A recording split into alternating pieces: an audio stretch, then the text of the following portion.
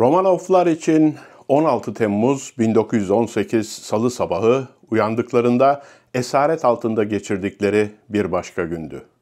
Rusya'nın eski çarı Nikolay Aleksandrovich Romanov, eşi Aleksandra ve 5 çocuğu son 16 aylarını esaret altında geçirmişlerdi. Nikolay, Mart 1917'de tahttan çekilmiş ve Rus İmparatorluğu üzerindeki 300 yılı aşkın Romanov egemenliği sona ermişti.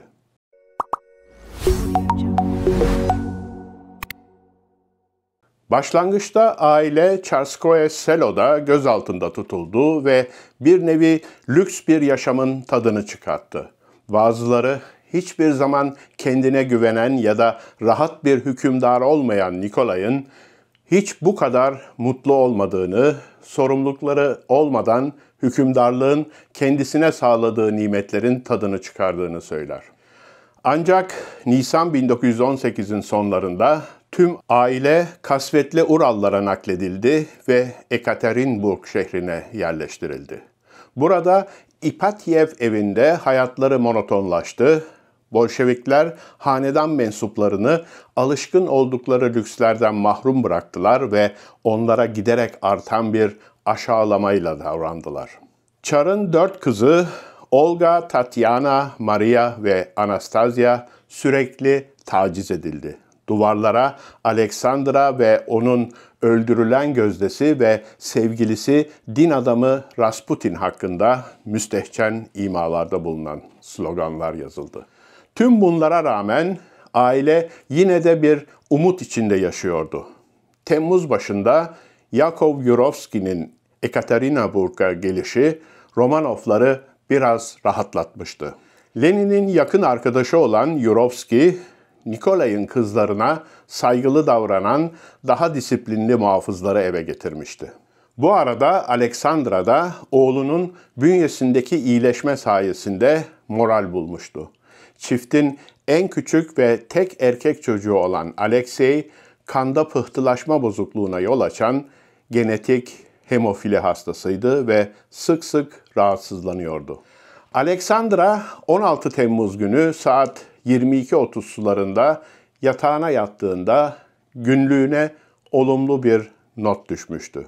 Bugün hava serindi diye yazmıştı. Yaklaşık 15 derece. Belki de ailenin Ekaterinburg'un sıcağı ve sıkıcılığı arasında çektiği çile yakında azalacaktı. Birkaç saat sonra tüm aile efradı uykularından uyandırıldı. Yurovski'nin pek de umut verici biri olmadığı ortaya çıktı. Aileyi ve hizmetçilerini gece yarısı uyandırmış, Bolşeviklere düşman olan Beyaz Ordu'nun yaklaşmakta olduğunu ve ailenin muhtemel bir ağır bombardıman nedeniyle tehlikede olabileceğini bildirmişti. Mümkün olduğunca çabuk giyinmelerini istedi. Kadınlar belki de bu gecenin bir kurtuluşla sonuçlanabileceğini umarak kaçış sırasında yanlarında getirdikleri ve gizlemek için korse ve iç çamaşırlarına diktikleri değerli taşlarla dolu elbiselerini giydiler. 17 Temmuz günü saat 2:15'te Romanovlar doktorları Eugen Botkin ve uşak, hizmetçi ve aşçıdan oluşan 3 hizmetkarlarıyla birlikte gecenin serin havasında aceleyle yola koyuldular. Yurovski onları ana binanın önündeki bir avludan geçirerek evin uzak köşesindeki küçük bir bodrum odasına götürdü. Bir kaynağa göre Nikolay'ın kızlarına güven vermek için buradan sağ salim çıkacağız dediği duyulmuştur. Bazıları Nikolay'ın kendisini bekleyen kaderi çok iyi bildiği için sadece teselli edici bir baba gibi davrandığına inanıyor. Diğerleri ise onun gerçek olarak algıladığı şeyi söylediğine inanıyorlar. Ne de olsa yaklaşan Beyaz Ordu kasabayı ele geçirirse belki de daha elverişli koşullara geri dönebilirlerdi. Beyaz Ordu'nun mensupları arasında bazı monarşi yanlıları da vardı. Romanovların içeri alındığı oda tek penceresi demir parmaklıklarla kapatılmış, 12-13 metrekareden daha küçük dar bir alandı. İçeride hiç mobilya yoktu. Tepede asılı olan tek bir ampulden zayıf bir ışık yayılıyordu. "Ne, sandalye yok mu?" diye sordu Çariçe Aleksandra. "Oturamaz mıyız?" Hemen 2 sandalye getirildi ve Aleksandra ile oğlu Alexey oturdular. Yurovski 11 tutsağı ailenin kaçmış olabileceğinden endişe eden Moskova yönetimine göndermek için bir grup fotoğrafına ihtiyacı olduğunu söyledi. Onları 2 sıra halinde dizdi. Nikolay önde ve ortada dururken oğlu da yanında oturuyordu. Aleksandra duvara yakın yerdeki sandalyesine oturmuş, kızları da onun etrafında toplanmıştı. Bu arada hizmetkarlar da Nikolay ve Alexey'nin arkasında sıralandılar. Aile daha sonra fotoğrafçının gelmesini beklemek üzere yaklaşık 30 dakika boyunca yalnız bırakıldı. Ancak Yurovski geri döndüğünde yanında bir fotoğraf makinesi ve tripod değil, 6 Macar ve 5 Rus askerden oluşan bir idam mangası getirmişti.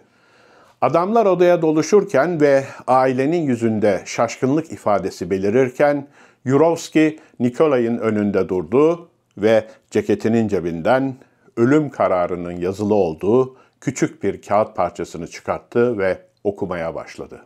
"Akrabalarınızın Sovyet Rusya'ya saldırmaya devam etmesi nedeniyle Ural Yürütme Komitesi sizi idam etmeye karar vermiştir." Nikolay'ın ağzı açık kaldı. Duyduklarına inanamıyordu. "Ne?" dedi Yurovski'ye. "Ne?" Yurovski ifadesini tekrarladı ve cebinden bir tabanca çıkarttı. Nikolay'ı yakın mesafeden kalbinden vurdu. Eski çar yere yığıldı. İdam mangası daha sonra ateş açtı. Her adama bir hedef verilmişti ama odanın dar olması ve infaz mangasının damarlarında dolaşan bol miktarda vodka yüzünden bir arbede yaşandı. Adamlar doğru dürüst nişan alamıyorlardı. Aleksandra ve en büyük kızı Olga istavroz çıkartmaya çalıştılar ama zamanları yoktu. Aleksandra kafatasının sol tarafından bir kurşun aldı ve hemen öldü. Doktor ve 2 hizmetçi de anında öldüler. Silahlardan odaya yayılan barut dumanları dağıldığında kan sıçramış zeminden gelen iniltiler infazın beceriksizce yapıldığına tanıklık ediyordu. En korkunç acıyı çekenler Çar'ın çocuklarıydı. Onlar çabuk ölmemişti. İnfaz mangasındakilerden bazıları silah seslerinden geçici olarak sağır olmuş ve yoldaşlarının omuzlarının üzerinden ateş ettikleri yerlerden elbiselerine barut izleri bulaşmıştı. Alexey, kızlardan 3'ü ve hizmetçi kız hayatta kalmıştı. Görünüşe göre mücevherlerle dolu giysileri bir nevi kurşun geçirmez yelek görevi görmüştü. Akademisyen Robert Messie'ye göre dumanların arasından zorlukla görülebilen Maria ve Anastasia duvara yaslanmış, çömelmiş, kurşunlar onları biçene kadar kollarıyla başlarını örtmüşlerdi. Daha yakın zamanda yazan bir başka akademisyen Helen Rapport ise kız kardeşlerin süngülerle öldürüldüğünü, Olga'nın çenesinden, Tatyana'nın ise kaçmaya çalışırken başının arkasından vurulduğunu iddia etmektedir. Son ölen kadının Anastasia olduğunu, Yurovski'nin tabancasıyla işi bitirmeden önce sarhoş bir muhafız tarafından göğsünden bıçaklandığını söylüyor. Görünüşe göre 13 yaşındaki Alexey de ölen son aile üyesiymiş. Masi, Alexey yerde yatarken babasının gömleğine tutunmadan önce kendini korumak için kolunu kaldırdığını söylüyor. Cellatlardan biri ağır çizmesiyle veliahtın kafasına tekme atmıştı. Alexey acıyla inledi. Bu esnada Yurovski öne çıktı ve çocuğun kulağına 2 el ateş etti. Tarihçilerin hemfikir olduğu tek nokta, hızlı ve temiz bir infaz olarak planlanan bu olayın acımasız bir katliam olarak gerçekleştiğidir. Bolşeviklerin kraliyet ailesini öldürmesi ve parçalanmış cesetlerini bir kamyona atması yaklaşık 20 dakika sürdüğü konusunda da hemfikirler. Tarihçi Orlando Figes, ortaya çıkan tüm kanıtlar göz önüne alındığında Romanovlardan herhangi birinin bu katliamdan sağ çıkması düşünülemez. Hayatta kaldığı kesin olan tek canlının Veliaht Alexey'in Spaniel cinsi köpeği Joy olduğunu yazıyor. Resmi duyuru 2 gün sonra 19 Temmuz'da İzvestiya gazetesinde Nikolay'ın idam edildiğini ve ailenin güvenli bir yere gönderildiğini iddia eden bir başyazı olarak yayınlandı. Cinayet haberinin kamuoyunda sempati uyandıracağına inanıyorlardı. Nikolay Sokolov'un 1924 yılında yayınladığı ve dehşetin büyük kısmını ortaya çıkaran kitabına kadar gerçek büyük ölçüde bilinmiyordu. Tüm ailenin öldüğüne dair kanıtlar sızmaya başladığında bile bazılarının hayatta kalmış olabileceğine dair efsaneler ortaya çıktı. Bu efsaneler bugün bile hala yaşıyor. Romanovların öldürülmesi Rus devrimi tarihinde büyük önem taşıyan bir hikaye olarak ortaya çıkmıştır. Her ne kadar o dönemde Çar'ın ölüm haberi ve ailesinin akıbeti hakkındaki söylentiler halktan çok az tepki almış olsa da, bu arada pek çok tarihçi idamı daha büyük bir hikayenin dipnotu olarak değerlendiriyorlar. Ne de olsa devrim milyonlarca insanın hayatına mal olmuştu. Neden bu tek ailenin ölümü özel bir ilgiyi hak etsin ki? Tarihçi Figes'e göre bunun cevabı bu cinayetlerin terörün bir ilanı olmasında yatıyor. Bundan böyle iç savaşta bireylerin hiçbir önemi olmayacağının da bir ifadesiydi. Tarihçi Figes, Kızıl Ordu'nun kurucusu Troçki'nin sözlerine işaret ediyor. İnsan hayatının kutsallığı hakkındaki papaz gevezeliğine herkes için bir son vermeliyiz. Kuşkusuz Rus devrimi gerçekleşirken insan yaşamına çok az saygı göstermiştir. Rus devrimi aslında iki ayrı devrimin ortak adıdır.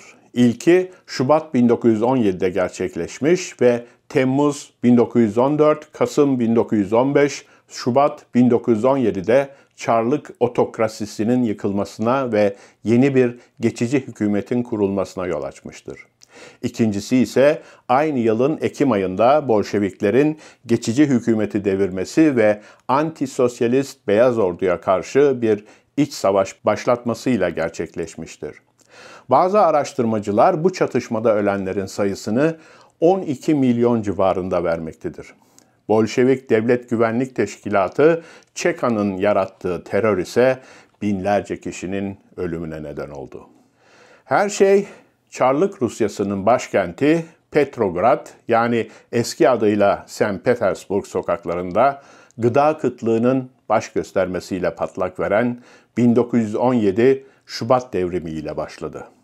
22 Şubat'ta binlerce metal ve tekstil işçisi sokaklara döküldü. 27 Şubat'a kadar 200 binden fazla işçi greve gitti. Sokaklarda yürüdü ve polise taşlar fırlattı. Bu eylemler bir sele dönüştü ve Mart ayının başında 170 bin asker isyancıların arasına karışarak değişim için haykırıyordu. Devrim tüm hızıyla devam ediyordu.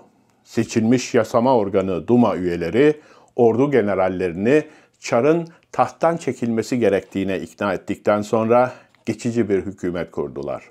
Çar da buna rıza gösterdi. Aslında iki güç Çar'ın çöküşünü getirmişti. İşçilerin ve askerlerin kitlesel seferberliği ve orta sınıf parlamenter muhalefetin siyasi entrikaları. Tarihçi Steve Smith'e göre otokrasinin çöküşü modernleşme krizinden kaynaklanıyordu. Rus devleti 19. yüzyılın ikinci yarısında batılı güçlerin askeri ve ekonomik gelişimine ayak uydurmak için yorulmak bilmeden çalıştı. Smith, hükümet toplum üzerindeki sıkı kontrolünü sürdürürken modernleşmeyi gerçekleştirebileceğini umuyordu diye yazıyor. Ancak sanayileşme ve kentleşme, iç göç ve yeni sosyal sınıfların ortaya çıkmasının etkisi otokratik devletin temellerini aşındırmaya hizmet eden güçleri harekete geçirmek oldu. Bu aşınma Troçki'nin ünlü sözleriyle sabandan koparılıp fabrika fırınına fırlatılan bir sanayi proletaryasının ortaya çıkışında yoğunlaştı. İlk kez büyük sayılarda yoğunlaşan işçiler, hatırı sayılır siyasi nüfuza sahip bir kolektif olarak ortaya çıktılar. Smith'in işaret ettiği gibi işçilerin yeni kentsel yaşamları onlara eğitim ve kültürel çeşitlilik sunarken aynı zamanda onları sosyal demokratların ve sosyalist devrimcilerin yıkıcı siyasi fikirlerine maruz bıraktı. İşçilerin içinde yaşadıkları sefil koşullar, yaptıkları işin angarya olması ve acınası ücretleri sadece hükümetten değil, genel olarak ayrıcalıklı toplumdan ayrı olma duygularını arttırdı.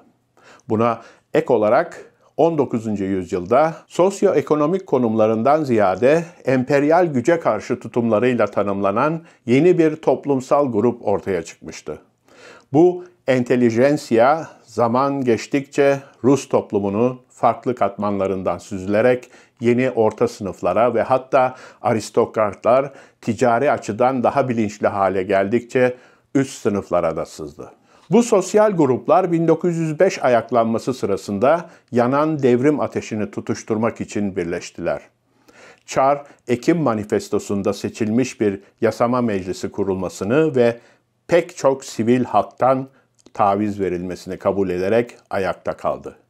Otokratik iktidar zayıflamış olsa da kesinlikle mahkum değildi.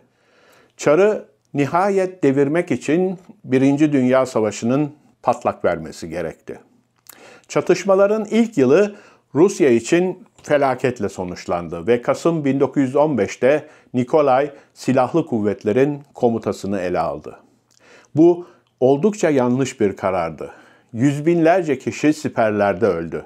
Hükümdarlığı boyunca Nikolay, derinleşen bir devrimci krizin pençesindeki geniş bir imparatorluğu yönetme göreviyle baş edemediği izlenimini verdi. Silahlı kuvvetlere komuta etmek gibi yetersiz olduğu bir görevle kesinlikle başa çıkamıyordu. Bu arada karısı Aleksandra, iç cephede hükümet işlerine karışırken gözdesi Rasputin'le olan ilişkisi halk arasında infiale neden oldu. Rasputin hem halk hem de memurlar arasında öfkeye neden oldu. Rasputin ve Çariçe arasındaki cinsel ilişki hikayeleri asılsız olsa da oldukça yaygındı. Bu arada Nikolay savaşın masraflarını karşılamak için vergileri arttırmak zorunda kaldı. Enflasyon gibi dış borçlar da arttı. Gıda kıtlığı baş gösterdiğinde halk daha fazla dayanamadı. Çar'ın günleri sayılıydı. Nitekim tarihçi Figes, Çar'ın kendisinin devrilmesine neden olan katkılarından ötürü Kızıl Bayrak nişanı ile ödüllendirilmesi gerektiğini söyleyen popüler bir Rus şakasına işaret ediyor. Nikolay tahttan çekildikten ve Lenin yönetimindeki Bolşevikler yılın sonlarına doğru ülkenin kontrolünü ele geçirdikten sonra eli kanlı Nikolay'ı yargılayacaklarına söz verdiler. Ancak hem kendisi hem de ailesi öldürüldü. Bunun nedeni Bolşeviklerin Beyaz Ordu'nun Ekaterinburg'u ele geçirip Nikolay'ı serbest bırakmasından ve onu bir totem olarak kullanmasından endişe etmeleri miydi? Figes'in de belirttiği gibi beyazların böylesine sevilmeyen ve gözden düşmüş bir figürü bir önder olarak istemeleri pek olası değildir. Figes'e göre sorunlu olan daha ziyade bir yargılama fikriydi. Nikolay'ı sanık sandalyesine oturtmak, onun belki de masum olma ihtimalini varsaymak demekti. Ve bu durumda devrimin ahlaki meşruiyeti de sorgulanmaya açık hale gelirdi. Sovyet iktidarının yaşayabilmesi için Nikolay'ın ölmesi gerekiyordu. Böylece bir videonun daha sonuna geldik. Kurtuluş Savaşı sonrasında yeni kurulan Cumhuriyet'in ilk yıllarında yaşananlar, Rus ihtilali ile bazı benzerlikler gösterse de, hilafetin kaldırılması, padişahın ve Osmanlı Hanedanı mensuplarının sürgüne gönderilmesi konuları kan dökülmeden gerçekleşti. Her zaman olduğu gibi düşüncelerinizi aşağıdaki yorumlarda bekliyorum. Ayrıca hala kanalımıza abone olmadıysanız abone olmayı, iletişim ayarlarını açmayı ve beğen tuşuna tıklamayı ihmal etmeyin. Bir başka videoda tarihin bir başka sayfasında yeniden buluşmak üzere. Hoşça kalın.